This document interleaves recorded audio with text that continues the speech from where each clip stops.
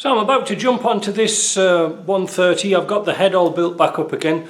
We've done that before, there's no point doing it over and over again. One thing I wanted to show you though, you know when we removed the ridge with the ridge reamer and opened up the cylinders so they were nice and parallel, well, almost parallel. One of the things about fitting the pistons was this tool that I use here. It's just like a sprung steel band. It's quite good actually, except you can see how thin this sprung steel is. Because you have to have the rings kind of tight, and when I was tapping this down, the bloody thing kept jamming. So the piston was inside and this would go inside the cylinder, making it extremely difficult to move. But on the original, it has some little like lips here. Well, they just weren't big enough, even they were dropping in. So I took a hammer to them and just belled them out, and then they just dropped in like nobody's business. So that's a little quick tip. What else? As you can see, I'll put an insert here because I did a test on the I did a diesel test with the pistons halfway down. Seemed to work.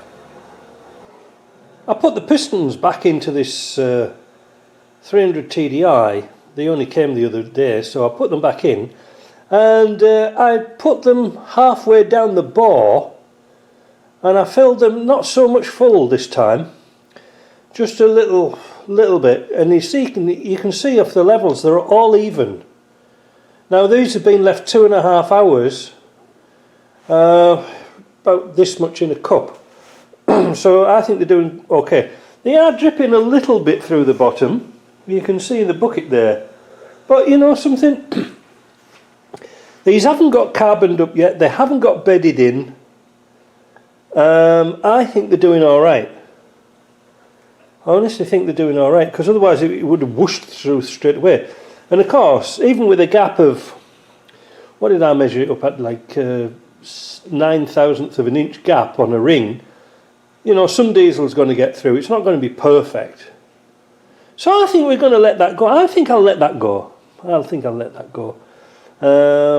So what I'm going to do is I'll let it drain through and then get that diesel out of there and then box up underneath. So everything now is all bolted back together, except I haven't got the sump on and the oil pickups yet. I've got that to do later, but I'm going to do the head. As you can see, don't look at me, mess. As you can see, I've been calculating on here the average piston height, so you sort of measure them here and here, here and here. You're supposed to do them here and here, but it seems a bit pointless really, because that'll rock around the clock, and sort of find out what the average height is. Well, not the average height, you work out the highest height and then get a corresponding gasket. And in this case, let's zoom out a bit, was a 2-hole gasket. So we're going to put an MLS gasket on, and it's of course it's a Britrest one, so it's a good one. Again, for all you Britrest fans who was going to follow this diagram, well, we've done this before, but I'll mention it again. Can you see here and here they've got 2 6s instead of a 6 and a 5. Ha! I'm going to tighten this head gasket down the same method as I did the HS 2.8. That seemed to work, and I'm also going to use the old stretch bolts again, because they seem fine. I can't see anything wrong with them myself. That's about it really. Not much else to tell. So if this all goes to plan, I might get this in this weekend. I don't know. I think it's going alright, but I want to test this on here. I'm not going to fire it up naturally, but I'm going to test it for compression, not for compression, but for a smoke test to see if there's any leaks.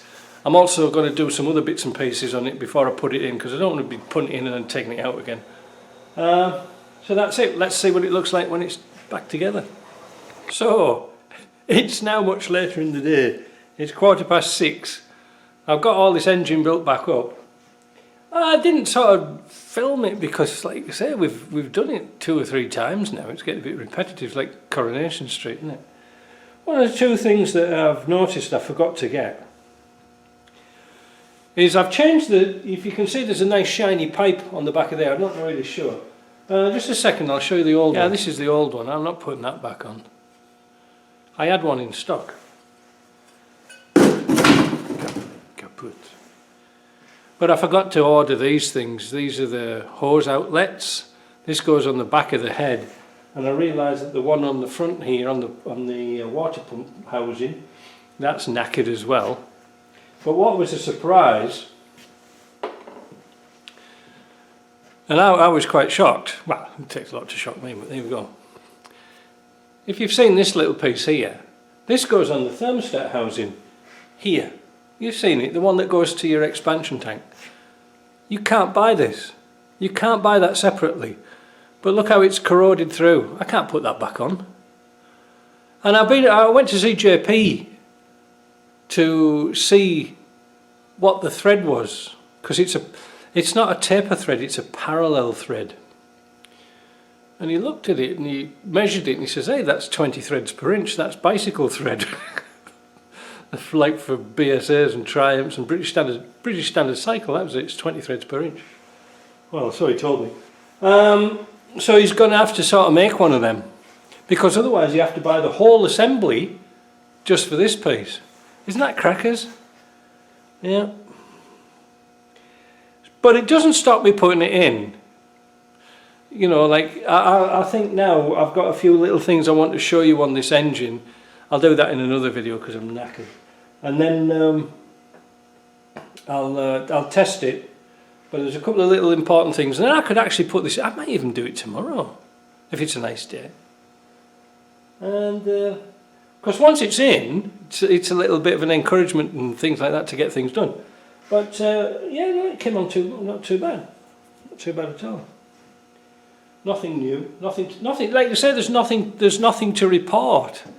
It's just bolting bits on that we've done before. But anyway, it's getting there. That's the main thing. See you later.